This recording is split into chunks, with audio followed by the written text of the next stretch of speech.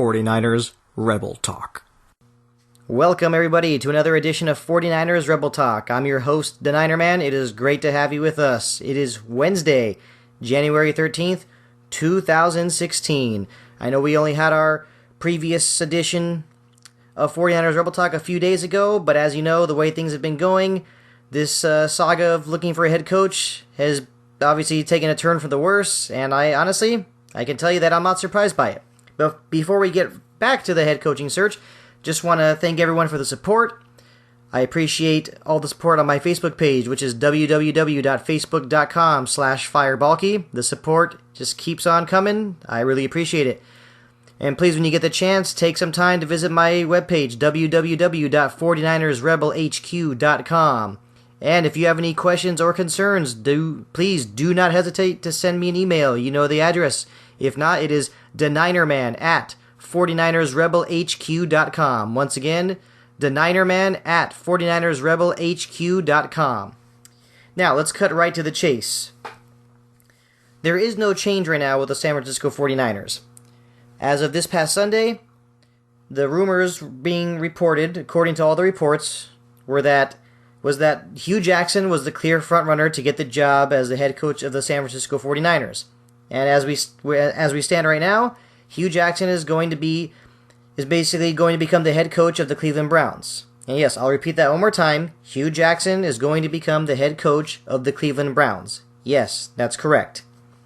There's a lot of hearsay going on involving, why Hugh Jackson is coach of the Browns and, how come the 49ers didn't hire Hugh Jackson.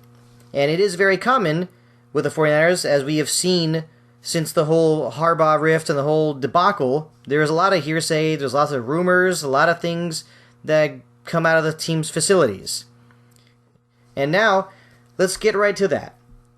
And like I was saying, there still is no change with the 49ers. Jed York is the CEO. There's no way he's going to sell the team. And Trent Baalke's job as general manager is safe. I still don't understand why his job is safe. All along I've been saying the solution to this problem would be getting rid of Baalke and then getting a new coach. And once you have that new coach, get a GM that will work well with that new head coach. But of course, we know that did not happen. Now, like I was saying earlier with this whole thing about hearsay, some sources say the 49ers took the offer off the table. Some sources are speculating that it was Hugh Jackson who turned down the 49ers. But let's take a look at our possibilities. Let's just say it was the 49ers that took the offer away. I've come down with three possible scenarios, three possible reasons as to why they would take the offer away. First one, I believe it's possible that they didn't want to give Hugh Jackson any kind of control over personnel. And in all honesty, that's not a shock, considering the way Trent Baalke has behaved. He thinks he knows everything. He thinks he's this excellent GM. And if you were listening to my last show, I basically gave you the reasons as to why he was not doing a good job. He had some bad drafts, of course, in 2012, even 2013. 2014 was a solid draft. But like I said, I still was not very thrilled with the draft in 2015.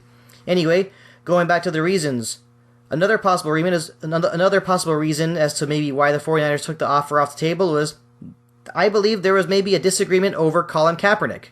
In the last podcast, it was revealed that Hugh Jackson really spoke very highly of Colin Kaepernick, and clearly, I'm sure he would want the opportunity to coach Colin Kaepernick. And as we know, Trent Baalke seems to have given up on Kaepernick, and I'm pretty sure Jed York has given up on him as well. And next, money, the whole financial factor. It's very possible that the Cleveland Browns were willing to pay more money than the 49ers. And why? Well, you know what? The 49ers still owe Jim Tomsula $10.5 million. And in all honesty, for us 49ers fans, we are not supposed to care about that. Look at all the fans that paid huge amounts of money for the SBLs, which are the stadium builder licenses.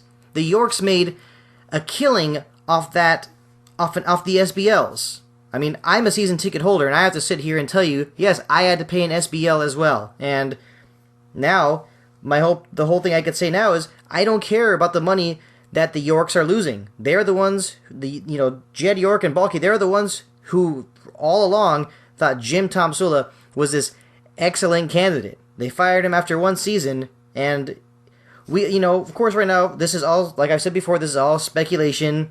We can speculate all we want, but eventually, I wouldn't be surprised if we were to find out the truth that the 49ers are probably not willing to pay Hugh Jackson the big bucks that he wants. And this right here is just a perfect example of why the 49ers are such a terrible organization. Just mistake after mistake after mistake.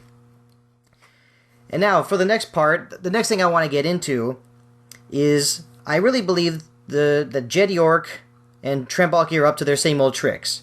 They're sitting here, now you see reports where now suddenly Mike Shanahan is a serious candidate again.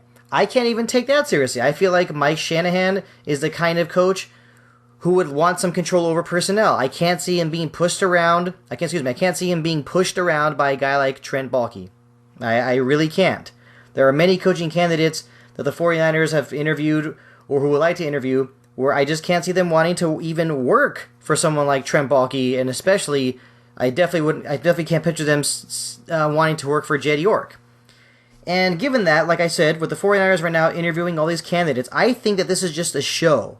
This is deception at its finest. They want to be able to show their fans that they interviewed good quality candidates, and I think it's just gonna finally culminate with the 49ers hiring someone like John DeFilippo, the offensive coordinator of the Browns, or Anthony Lynn, the running backs coach of the Buffalo Bills. Obviously I don't have a crystal ball in front of me. I can't see into the future, but I really believe that this is the plan that Baalke and York are putting into action right now. It's ridiculous. And I'm sure maybe there's some 49ers fans that disagree with me, but the fact is, I think it's very hard. I think it's very hard to disagree with me about this because we have seen the way they behave. Everyone knows, 49ers fans who have very good memory know that the Yorks have pulled some very shady things before. I still remember back in 2004, the year the 49ers were 2-14, the front office of the Niners that time were saying that they were in salary cap problems, and eventually it was revealed on ESPN that was just a disguise to penny pinch. So we've seen this before, and please, any of those 49ers fans out there who are kind of skeptical right now or not sure if they want to believe me, please, you must believe me. Do not trust the Yorks. Do not trust Trent Baalke. And given everything I've said, where right now I said that this is probably just deception at its finest, this has become very, very annoying. I don't even know what to say anymore. It's become so bad that it's hilarious, but it's also something that sometimes I can't really feel like I can't laugh about because this is my favorite team, our favorite team, the 49ers, who are in trouble. And we've seen them go from being such a great organization to what you're seeing now. And, what can I say? If I had the chance to talk to Jed York, one of my solutions, I would say, please, Jed, sell the team and have your parents tell you what to do with the money. You are terrible at running a National Football League team.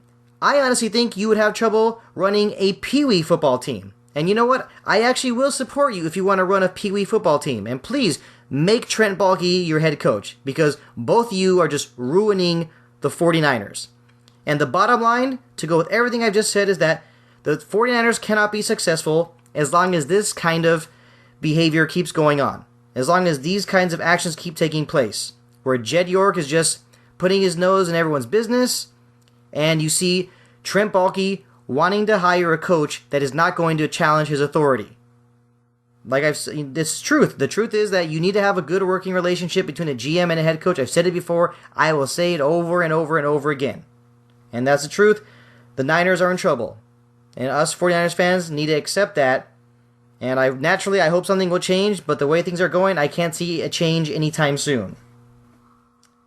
Thank you, everybody, for joining us on another edition of 49ers Rebel Talk. It's always great to have you with us. I really appreciate the support.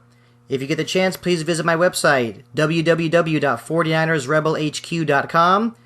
If you also get the chance, please drop me some support.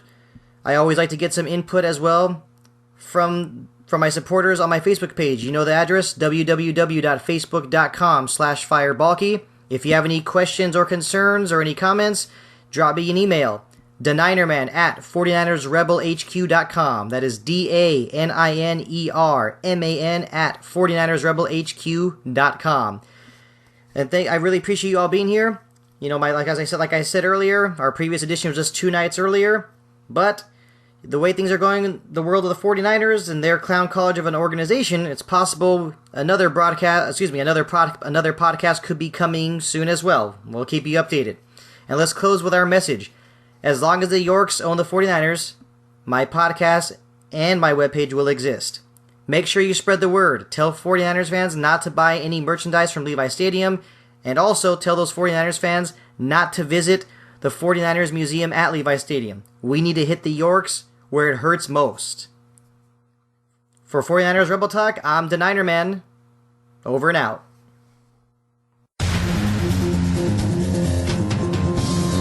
Fumble! The 49ers think they have it! 49ers Rebel Talk.